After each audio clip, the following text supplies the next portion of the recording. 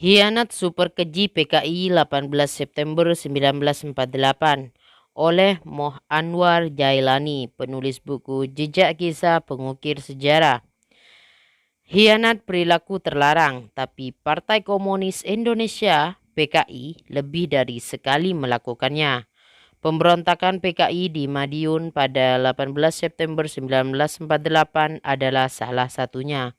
Modusnya sangat keji, yaitu dengan menghabisi target terutama dari kalangan kiai dan santri dengan cara yang sangat sadis.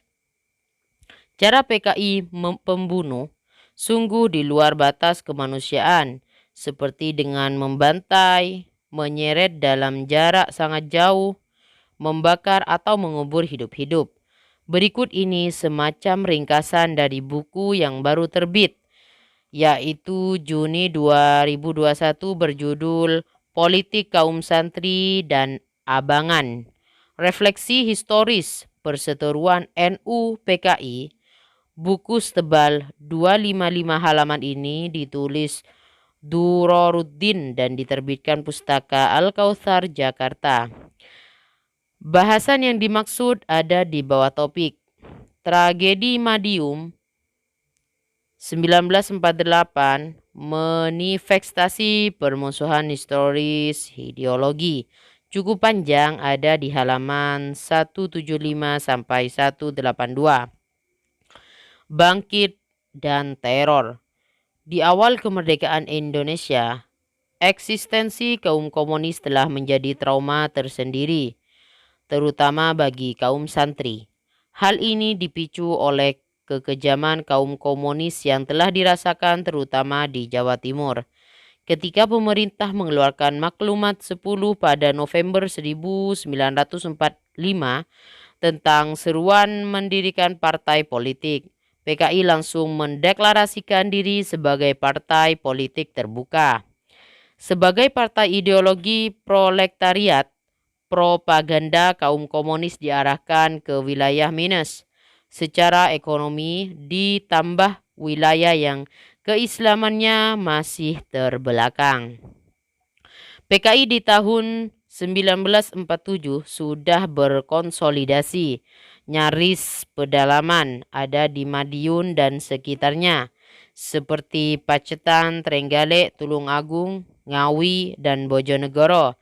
Ada juga di Boyolali, Purwodadi hingga Pati. Terus melingkar sampai Magelang, Klaten, Solo, dan Wonogiri. Semua menjadi basis pengembangan PKI. Dengan peta seperti itu, PKI mulai berani melakukan provokasi di berbagai wilayah basis. Mereka membuat aksi yang bisa menimbulkan kecemasan dan disintegrasi sosial. Mereka melakukan teror, memunculkan berbagai perampokan. Aksi mereka sepintas seperti kriminal biasa, tapi setelah diselidiki ternyata para bromocoro itu adalah anggota atau minimal mendapat restu pimpinan PKI setempat. Bagi yang ingin selamat dari perampokan, pencurian, dan penganiayaan, maka mereka harus menjauhi tokoh agama dan akan lebih baik bila bergabung dengan PKI.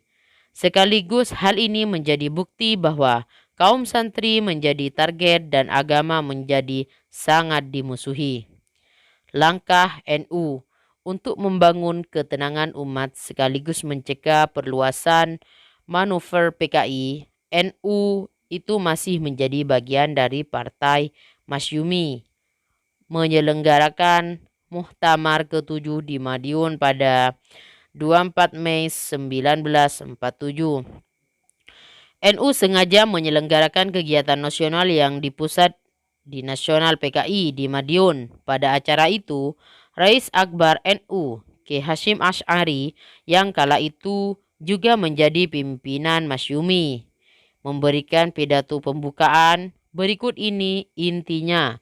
Pertama, telah tersebar ajaran historis materialisme yang berpandangan bahwa tiada realitas di dunia kecuali benda. tidak ada roh, tidak ada alam gaib, dan tidak percaya adanya kehidupan sesudah mati.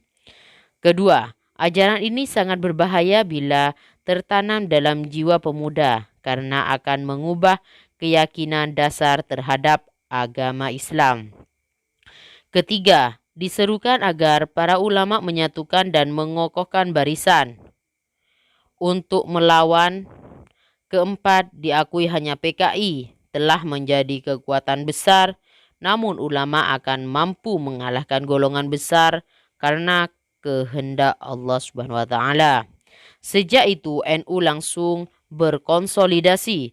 Kantor PBNU bahkan dipindah dari Surabaya ke Madiun. Tak banyak lagi kesibukan para tokoh terpusat di Madiun. Ki Haji Wahab Hasbullah yang ditugaskan mengonsolidasi NU dan Hasbullah secara Jawa untuk menghadapi agresif Belanda sekaligus komunis, langsung mengadakan konsolidasi di Ngawi. Adapun Kiai Haji Yusuf Hasyim berkonsolidasi di Madiun. Seiring geraknya NU ini, aparat kepolisian yang semula gamang akhirnya berani bertindak menegakkan hukum. Kawanan rampok di desa Bendungan Trenggalek yang dianggap sentra PKI digerebek. Ternyata mereka terdiri dari para warok dan bromocorah komunis dari berbagai daerah termasuk Ponorogo. PKI berontak. Menyikapi gebrakan NU ini, Muso dan Amir Syarifuddin pada Agustus 1948 mengadakan serangkaian rapat umum di berbagai kota di Jawa Timur dan di Jawa Tengah. Sementara penjagaan Madiun dipercayakan kepada kader PSI Pesindo, Sumarsono dan kawan-kawan.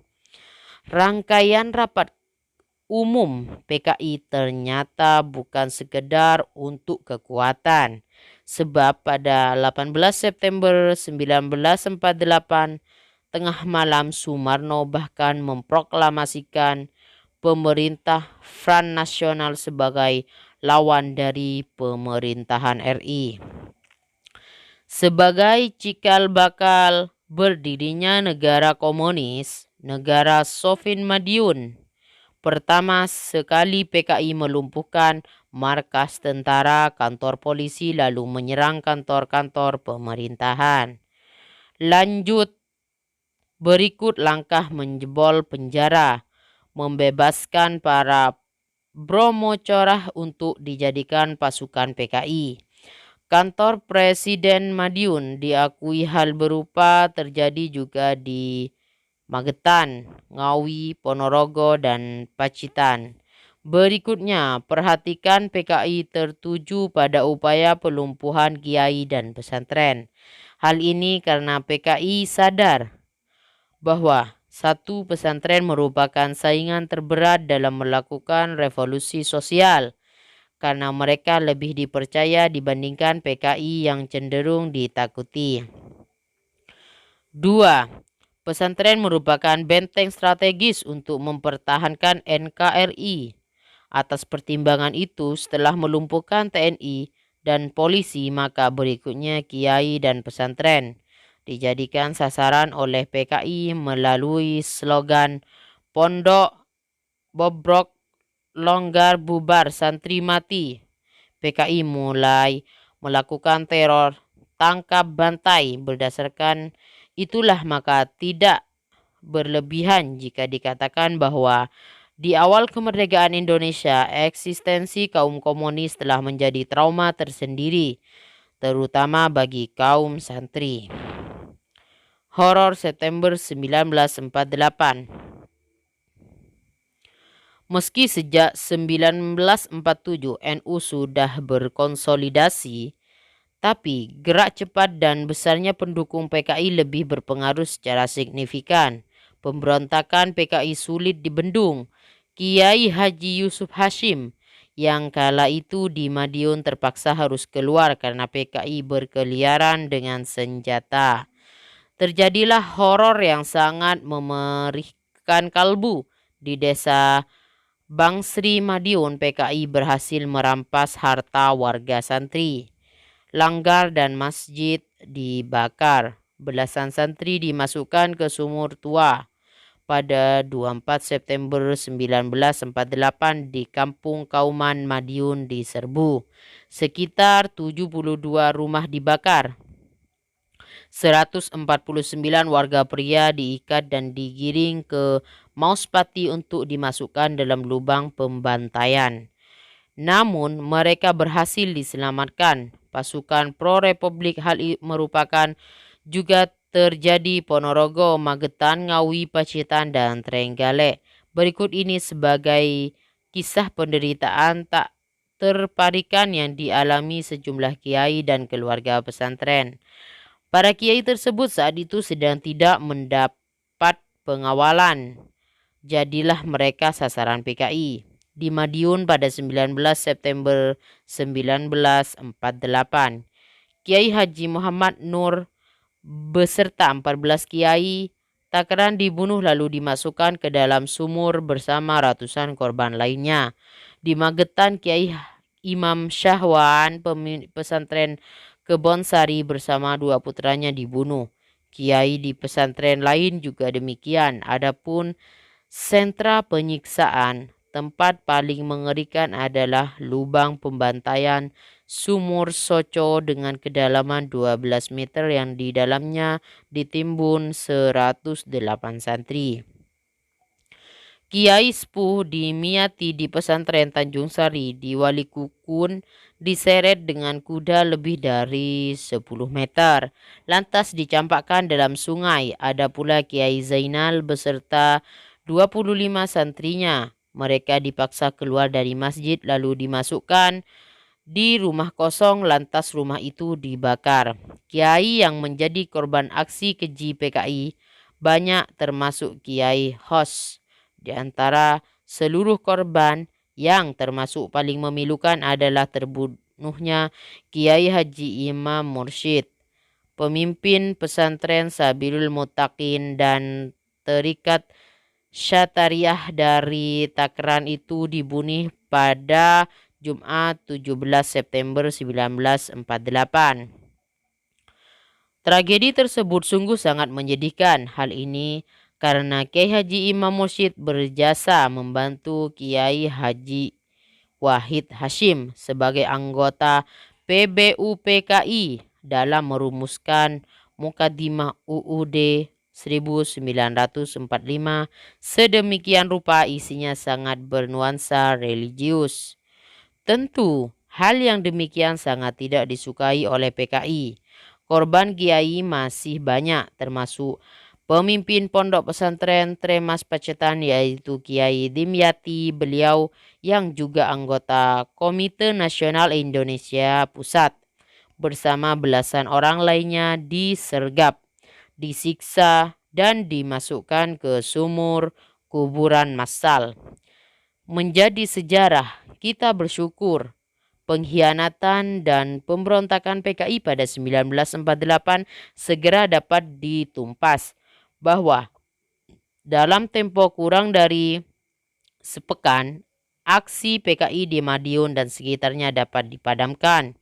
Selanjutnya, meski pahit, semoga kita bisa menjadikan sebagai sebuah pelajaran di kehidupan ini. Belajarlah dari sejarah. Editor Muhammad Nur Fatoni.